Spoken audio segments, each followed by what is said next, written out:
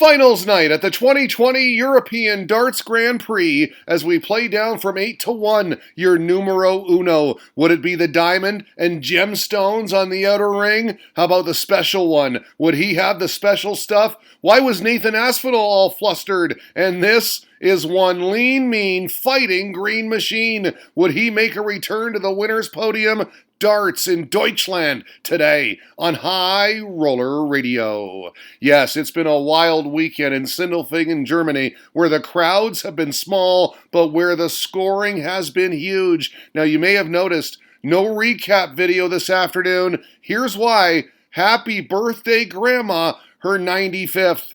All right, High Rollers, there's the sign I've made for my grandma celebrating her 95th birthday today. She's had one 180 in her life, and she loves the darts. Triple 15, bullseye, happy 95. And by the way, she's the best doubles partner ever.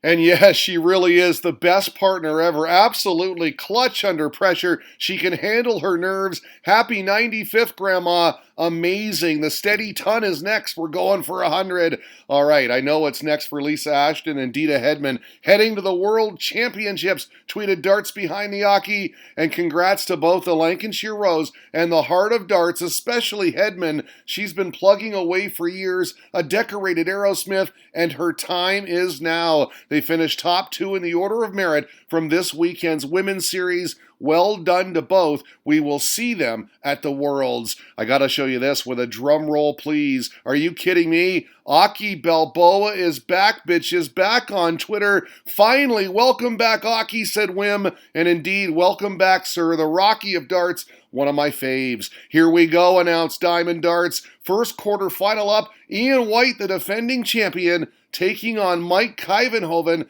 who was hoping for some Kuyven heaven. Now, I missed the entire first match. This my reply to the Devonator. Grandma's birthday, remember. Score? Good tilt, I asked. Really good match, he said. It looked all done at 5-2, but Mike pulled it back to 5-4 before the Diamond took the last leg to win 6-4. Yeah, almost got a scare from Mike, replied Dave O'Toole. What a great game with some great checkouts. Dave replied again, he was on the edge of his 30-year-old stool. Hashtag made in Bulgaria. All right, our second fixture pitted Jose De Souza against Darius Labanauskas. De Souza double-checking his equipment as he was being introed. Then he took to the stage all smiles. He loves that spotlight. Lucky D, a little more reserved. But both these guys, pretty cool customers. Lucky D sounds like a cereal, said M. Austin, but he eats opponents for breakfast. I love that. Lucky D charms,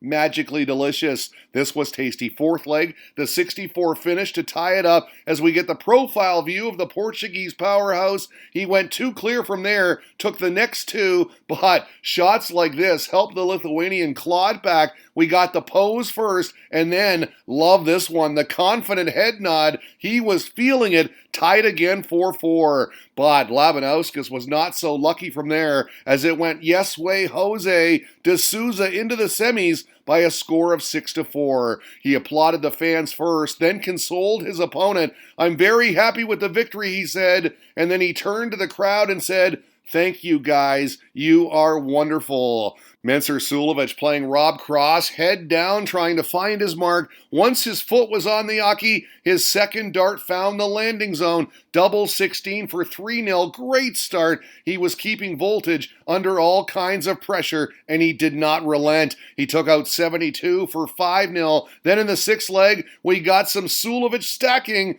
Beautiful 180. Love that camera angle, too. Count them up. 1, 2, 3, 4, 5, 6-0. The whitewash beats an out-of-sorts Cross, who did not seem right, to be fair. Mensur was all right, though. Jovial, too, having fun with the fans afterwards. Off we go to the semis, tweeted Danny Grotbags with the Suljovic selfie. That is pretty cool. That's what we call Mensur mayhem right there. Our next matchup promised to be a dandy. Nathan Aspinall, Michael Van Gerwen, two heavy hitters. Come on, MVG, said Liam Martin, who just loves, and I mean absolutely loves, the Green Machine. Before that, though, some breaking news. We interrupt this program for Dave O'Toole's feline. No, cat, not my desk.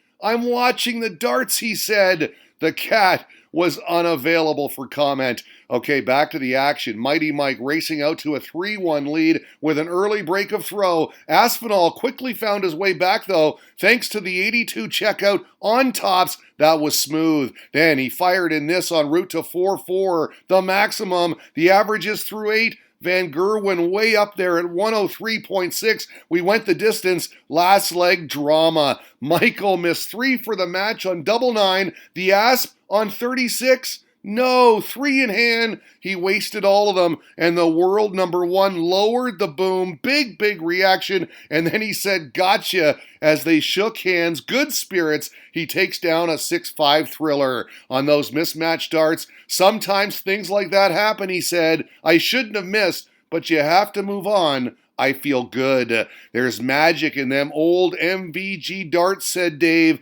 and you are correct, sir. So then there were 4, and with Jose de Souza in behind him, Ian White hit the stage saluting the host nation. Good tilt this. They traded shots through 6 all square. Then in the 7th against the darts, the Portuguese ace got the small but lively crowd on their feet with the 180 signs out.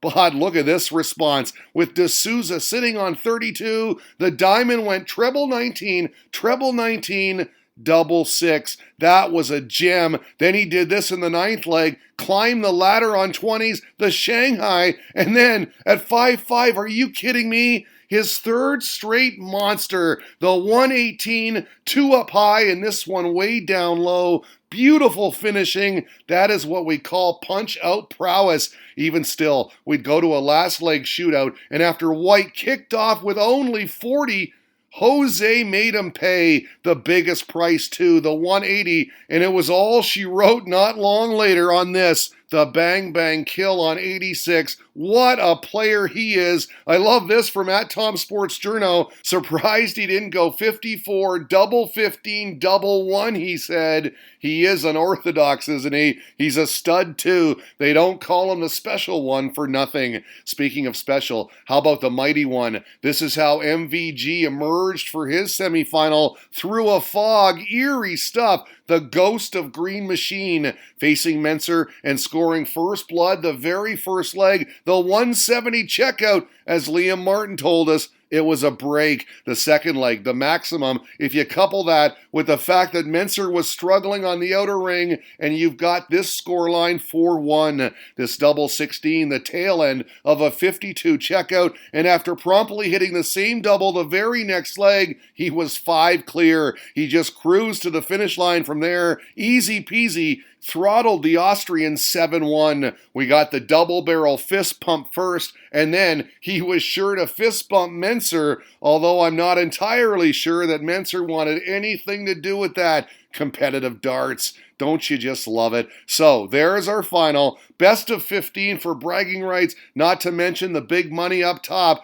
We are down to the final of the European Darts Grand Prix, tweeted Charlie Gray, asking who wins. You know I like underdogs. I went to Souza, but 52.9% said Michael. We'll see. There they are, warm-up darts, and right off the bat, some drama. We have a board change before a competitive dart is thrown, reported Andrew Dugan. Think the board was soft. Michael Van Gerwen said so. Jose de Souza accepted. So there you go. They kicked off 2-2. The early average is not the highest, but exciting stuff nonetheless.